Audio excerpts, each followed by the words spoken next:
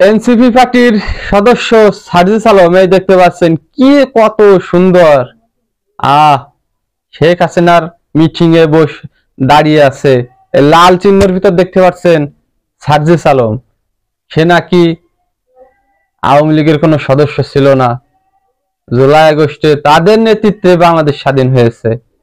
NCP party বাংলাদেশের জাতীয় বেইমান party, Mir Jafar party. NCP party বাংলাদেশের যে নতুন দল গঠন করলো, জাতীয় নাগরিক পার্টি। মনে রাখবেন, এই দলের মাধ্যমে বাংলাদেশের কোনো উপকারে আসবে না। বাংলাদেশে যদি আওয়ামী লীগ ফিরে আসে, এই দলের কারণেই ফিরে আসবে। এই দলের কারণে বাংলাদেশে একাদশ জাতীয় নির্বাচন পিছিয়ে যাবে। আসসালামু আলাইকুম, কেমন আছেন সবাই? আশা করি ভালো আছেন। মীর জাফরের নাম পৃথিবী যতদিন থাকবে ততদিন থেকেই যাবে। মীর জাফরের নাম কখনো মুছা যাবে না।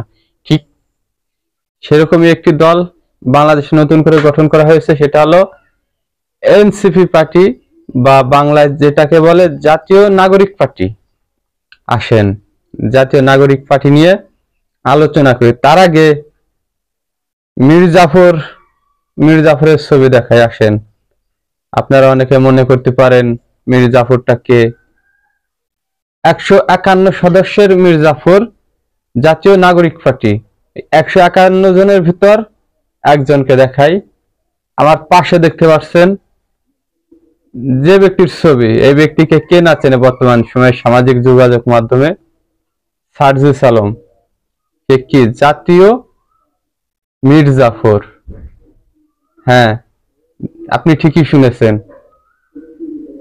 জুলাই আগস্টে আহত নিহতদের পরিবারের সাথে বেইমানি করেছে।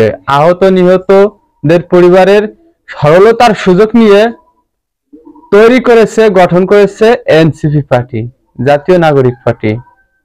এই যে সার্জিস আলম, এই সার্জিস আলম ছাত্রলীগ, বাংলাদেশে যে ছাত্রলীগ ছিল, এই ছাত্রলীগ কর্মী বা ছাত্রলীগ সদস্য। সে কি করলো? বাংলাদেশের মোড় ঘুরাই দিল। সার্জিস আলম, হাসনাত আব্দুল্লাহ, নাহিদ ইসলাম আর অন্যান্য যারা আছে, ঘুরাই দিছে মোড়। দেখতে পাচ্ছেন আমাদের সার্জিস আলম কি সুন্দর। ছাত্রলীগ সভাপতি সাদ্দাম হোসেন তার কাছ থেকে পদক নিচ্ছে, হোক 2 বছর আগের, 2 বছর পরে, 10 বছর আগে। দেখতে পাচ্ছেন ছাত্রলীগ সভাপতি সাদ্দাম হোসেনের হাত থেকে পদক নিচ্ছে। হয়তো এটার প্রেক্ষাপটে অনেকেই বলতে পারে যে এটা তো কোনো খেলাধুলার মাধ্যমে হতে পারে। আর খেলাধুলা সেটা ছাত্রলীগ কর্মীর ভিতর, ছাত্রলীগের ভিতর। সারা বাংলাদেশে জুলাই আগস্টে 1-2 লোক শহীদ হয় নাই, 1-2 লোক আহত হয় নাই, হাজার হাজার লোক নিহত হয়েছে, আহত হয়েছে। আসেন, যে সকল পরিবারের ছেলে মেয়ে বা অভিভাবক নিহত হয়েছে, সেই সকল পরিবারের কতজন সদস্য এই এনসিপি পার্টিতে আছে বা জাতীয় নাগরিক পার্টিতে আছে? আমাদের বাংলাদেশ নতুন করে স্বাধীন করা হলো, স্বাধীনের পরে নতুন করে সরকার গঠন করা হলো। সেই সরকারে সমন্বয়করা উপদেষ্টা হলো, উপদেষ্টার পদ থেকে পদত্যাগ করে নতুন করে দল গঠন করলো।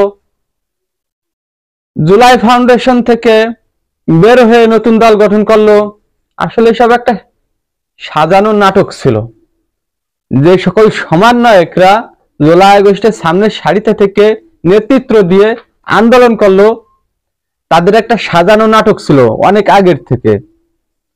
এই সকল 151 জন সদস্য, এদের অনেক আগের থেকে পরিকল্পনা ছিল।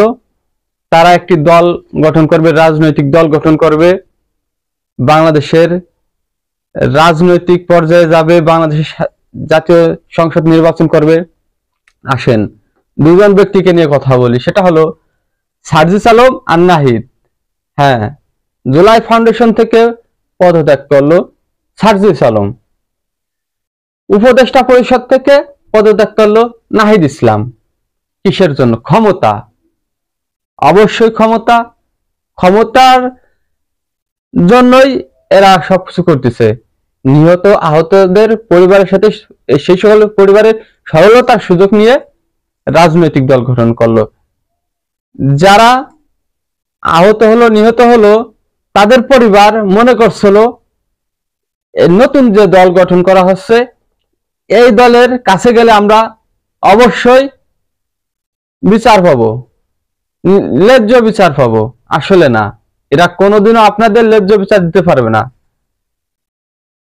জুলাই আগস্টের আহত নিহত এই দুই শ্রেণীর পরিবারকে কোনো আর্থিক সহযোগিতা দিতে পারে না এখনো। নাহিদ ইসলাম উপদেষ্টা পরিষদ থেকে পদত্যাগ করে কিসের জন্য নতুন দলে আসলো? ক্ষমতা। উপদেষ্টা পরিষদ চাচ্ছে আমরা দীর্ঘস্থায়ীভাবে একটা ক্ষমতায় থাকতে চাই। সেই কারণেই উপদেষ্টা পরিষদ থেকে নতুন দল গঠন করার পরামর্শ দিল। অবশ্যই না শিখে যাওয়ার কোনো সুযোগ নাই, নতুন দল গঠন করলো। উপদেষ্টা পরিষদ এই নতুন দলের মাধ্যমে দীর্ঘদিন ক্ষমতায় থাকবে, একটা দীর্ঘমেয়াদী ক্ষমতায় থাকবে সেরকম পরিকল্পনা নিচ্ছে এই জাতীয় মির্জাফর লীগ, এনসিপি পার্টি। এদের দ্বারায় কোন উপকার হয়েছে বাংলাদেশের জুলাই আগস্টের পর থেকে? অবশ্যই না, কোনো উপকার আসে নাই। জুলাই আগস্টে যারা ডিবি হারুনের ভাতের হোটেলে গিয়ে ভাত খেলো তারাই নতুন করে এনসিপি পার্টি গঠন করলো বা জাতীয় নাগরিক পার্টি। ডিবি হারুনের কার্যালয়ে গিয়ে তাদের আন্দোলন উইড্রো করলো। আপনারা অনেকেই জানেন আন্দোলন উইড্রো করলো। উপদেষ্টা নাহিদ ইসলাম তার নিজের মুখ দিয়ে কিন্তু পাঠ করে শোনাইছিল। তাহলে কিভাবে বাংলাদেশ স্বাধীন হলো? কাদের মাধ্যমে? তারা তো স্যালেন্ডার করলো, আওয়ামী লীগ সরকারের কাছে স্যালেন্ডার করলো। তাহলে বাংলাদেশে কোন শ্রেণীর লোক বাংলাদেশ স্বাধীন করলো?